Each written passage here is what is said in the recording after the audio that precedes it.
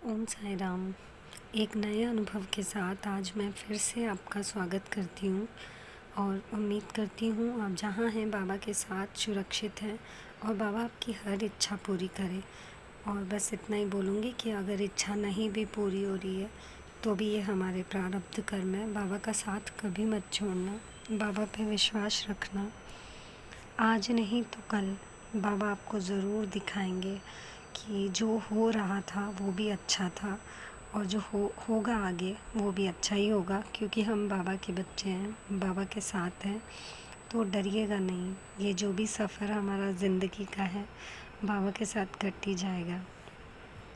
आज जो अनुभव बता रही हूँ, बस उस अनुभव से इतना 100% बोल सकती हूँ कि बाबा हर हर दिन हर पल आपको देखते हैं, आपको सुनते हैं और इतनी प्री प्लानिंग बाबा कर लेते हैं कि शायद हम भी नहीं कर पाएंगे। तो ये मेरी बेटी के जन्मदिन की बात है, अभी 30 अक्टूबर गया तब। तो मैंने उसके जन्मदिन से 4 से 5 दिन पहले ही सोचा था कि कुछ नए कपड़े लेने हैं।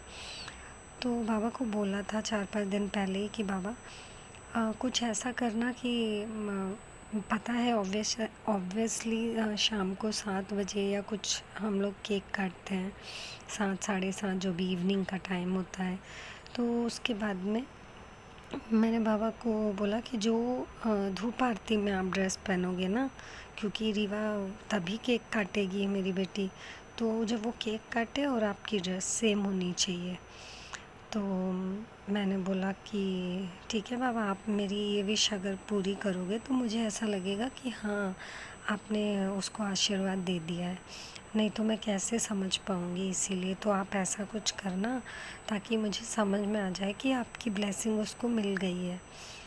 फिर जब 4-5 दिन पहले ये हो गया तो कुछ भी ड्रेस लेने का डिसाइड ही नहीं हो पा रहा था कि क्या लेना है क्या नहीं। और जैसे एक दिन पहले उसका जन्मदिन है तो आप लोग जानते हो कि आजकल तो ऑनलाइन का टाइम है, तो फिर एक दो ड्रेस मंगाई थी लेकिन उसको उससे पहले वो सब पसंद नहीं आई। तो तब मतलब ये था कि जन्मदिन के एक दिन पहले विदाउट ड्रेस थे।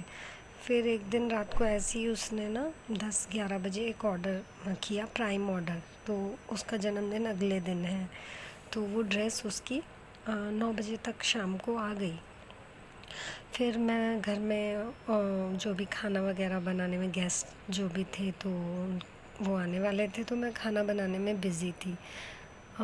7 बज गया, 8 बज गया और ड्रेस भी आ गया। सॉरी, 8 बजे के आसपास ड्रेस आया, तो वो ड्रेस भी आ गया, तो वो ड्रेस भी लेके बैठी थी और ड्रेस थी वाइट कलर की। और उस दिन मैंने 7 बजे के आसपास जब धूप आरती का देखा था तो मैंने देखा बाबा ने तो पिंक ड्रेस पहनी है। तो मैंने बोला अरे ये तो अब भी केक काट लेगी और इसकी और बाबा की ड्रेस तो बिल्कुल मैच नहीं हो रही है। फिर ऐसा हुआ ना कि हम लोग इसके पापा का वेट कर रहे थे, तो वो ही मतलब वहाँ पर 9:30 या वो घर पे पहुँचे। और जब वो वहाँ पहुँचे उसके बाद रेडी हुए सब वो। और फिर जब केक कटिंग का टाइम आया तो मैंने देखा कि एग्जैक्ट 10 बज रहे थे और 10 बजे जब उसने केक काटा तो मैं उससे पहले बाबा को बोल चुकी थी कि बाबा आप दोनों की ड्रेस मैच नहीं हो रही, केक कटिंग के टाइम बिल्कुल अलग हो जाएगा। फिर पता नहीं केक काट रही थी ना वो, और एकदम से मुझे ख़्याल आया, क्योंकि मैं देखती रहती हूँ, तो मैंने देखा बाबा ने शेज आरती में वाइट पहन लिया है लगाने के लिए। मैंने मेरे चैनल पे देखा तो मैंने बोला अरे बाबा, मैंने यही तो बोला था कि जब बेटी केक काटे उस टाइम आप दोनों की ड्रेस सेम होनी चाहिए, और वो धूप आरती के टाइम लगभग काटेगी, तो बाबा आप धूप आरती के टाइम सेम ड्रेस पहन लेना दोनों।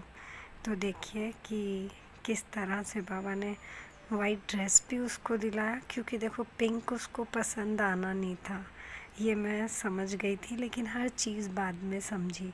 पिंक कलर मेरी बेटी जनरली एक भी पिंक नहीं है और वो पिंक नहीं पहनती, और बाबा का उस दिन का पिंक डिसाइड हो चुका था, मैं भी किसी डिवोटी ने दिया और वो बाबा उस दिन पहनने वाले थे, वो बाबा जानते हैं। तो बाबा ने शाम के टाइम उसको केक काटने नहीं दिया। बाबा ने बोला कि हाँ, मैं आशीर्वाद भी दे रहा हूँ, मैं सेम ड्रेस भी पहन रहा हूँ, मगर शेष आरती के समय। तो इस तरह ना हमारे बाबा छोटी छोटी चीज़ों से एहसास दिलाते हैं कि किस तरह से वो हर बात सुनते हैं, हर बात सुनते हैं। और इतना छोटी छोटी चीज़ों से प्यार देके ना बाबा हमको अपनी ओर और ज़्यादा खींचते हैं। और मैं इतना ही बोलूँगी कि मैं उस वक्त भी नाराज़ नहीं हुई थी, हताश नहीं हुई थी कि हाँ बाबा आपने पिंक पहन लिया और अभी ये केक काटी, 7 बजे आपने पिंक पहन लिया और अभी 8 साढ़े 8 तक तो केक काट ही लेगी, पापा आएंगे तो मैं तब भी नाराज़ नहीं हुई थी। बस मैंने इतना ही बोला था, कोई बात नहीं बाबा, ज़रूर कोई मजबूरी रही होगी, बस मैंने इतना बोला था। लेकिन आप देखिए कि बाबा हमारी सोच से कई आगे सोचते हैं और जो करते हैं ना हमारे बेहतर के लिए करते हैं। और वो बात अलग है कि हमारा पास्ट प्रारब्ध कुछ ऐसा है कि हमें झेलना पड़ता है। और मैं तो ये बोलूँगी कि बाबा उसमें भी बहुत हेल्प करते हैं, बहुत हेल्प करते हैं। और शायद 100% में से वो बहुत सारा भार अपने ऊपर उठाते हैं और कुछ ही अपने डिवोटी को देते हैं। तो बस बाबा पे विश्वास बनाए रखना। मेरा हर एक्सपीरियंस डालते वक्त सिर्फ मोटिव यही है कि आप लोगों के छोटे छोटे अनुभव देख के ना आप अपना बस विश्वास बनाए रखिए, बाबा के साथ जुड़े रहें। प्लीज़ साईं डिवोटीज़ जिन जिन को जानते हो उनके साथ अनुभव शेयर करो। और आप मुझे अपने अनुभव प्लीज़ व्हाट्सएप पे या शेयर कर सकते हो। इसके लिए मैं आज अपना नंबर हाँ डिस्क्रिप्शन बॉक्स में दे दूँगी, तो प्लीज़ आप वहाँ से मेरा नंबर लेकर मुझे प्लीज़ अपना एक्सपीरियंस वॉइस नोट पे या जैसे आप देना चाहें मुझे कांटेक्ट कीजिए। Sai Ram, Sai bless you.